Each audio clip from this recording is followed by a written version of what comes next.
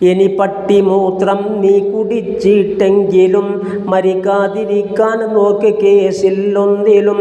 കലിയൂബിയിൽ ഇത് നോക്കിയാൽ കാണുന്നതാ 203-ാം പേജ് 4-ൽ വന്നതാ. കൃഷി ചെയ്തു മുന്തിരി പണ്ടബൂന ആദമും മയിലിനെ അറുത്തിബിലിസൊഴിച്ചടിയിൽ ദമും അതിനുള്ള വേരാ രക്തവും കുടിക്കുന്നതായി അതുകൊണ്ട് ഇലയെല്ലാം തഴച്ചു വളർന്നതായി. പിന്നീട് ശൈത്താൻ കൊണ്ടുവന്നു കുരങ്ങിനെ അറുത്തിട്ട രക്തവും ചെന്നു കണ്ട വേരിനെ ഉടൻ തൻ്റെ മുന്തിരി വള്ളി കൊല്ലും അന്ന് പൂവിട്ട് അടിമുടി തിങ്ങി ഭംഗിയിൽ നിന്ന്. മൂന്നാമതായി അവൻ കൊണ്ടുവന്നത് സിംഹമാ അതിനുള്ള രക്തം മോന്തിയതുമാ വേറുമാ. പിന്നീട് മുന്തിരി പഴമതിൽ വെളിവായി കൂടാതെ കൗതുകമുള്ള കുലകളുമായി.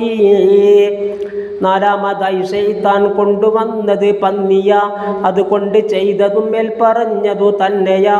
അതുകൊണ്ട് ഇവ നാലിനുമുള്ള സ്വഭാവവും കാണുന്നതാണ് മദ്യപാനികൾക്കധികവും. മയിലിൻ്റെ രീതിയിൽ ആടലും അവനുണ്ട് കുരങ്ങിൻ്റെ കളിയും ചാടലും പതിവുണ്ട്. സിംഹത്തിനെപ്പോൾ അവന് ധൈര്യവുമുണ്ട് പന്നിക്ക് ദീർഘമുറക്കമുണ്ടതുമുണ്ട്. ഹയാത്തു ഹയവാൻ നോക്ക് 2-ൽ ഉണ്ടിത് 71-ാം പേജിലാ പറയുന്നത്. അബൂ ഹനീഫ ഇമാമിനോടൊരു വ്യക്തിയും ചോദിച്ചു മസ്അല ഒന്ന് അറിയാൻ വേണ്ടിയും. ഞാൻ മദ്യപിച്ചത് കൊണ്ട് ലെവലില്ലാതെയായി മൊഴിച്ചൊല്ലിയ ഇല്ലേ അതിൽ ഒരു ശക്കുമായി. ഉറപ്പില്ല ഭാര്യ നീ പിരിച്ചതിൽ ഇതുവരെ അതുകൊണ്ട് ഭാര്യയും ഭാര്യയാ പിരിക്കും വരെ. പിന്നീട് അയാൾ കണ്ടത് മഹാൻ സുഫിയാനെയാ. ആമാനോടും ചോദ്യവും ഇതു തന്നെയാ. നീ ഒന്ന് വേഗം വീണ്ടെടുക്കൽ നല്ലതാ മൊഴിച്ചൊല്ലിയെങ്കിൽ വീണ്ടെടുത്തെന്നുള്ളതാ. അത് ചൊല്ലിയില്ല എന്നു വന്നാൽ പിന്നെ യാതൊരു കുഴപ്പവുമില്ലറിഞ്ഞോ പൊന്നേ.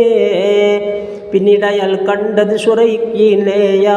ചോദിച്ചതും ആ ഖാദിയോടും ഇതാണ് മൊഴിച്ചൊല്ലി വേർപെടുത്തിയിട്ട് വീണ്ടും എടുക്കണം. ഇതുകൊണ്ട് പ്രശ്നവും എത്ര മംഗളമോർക്കണം.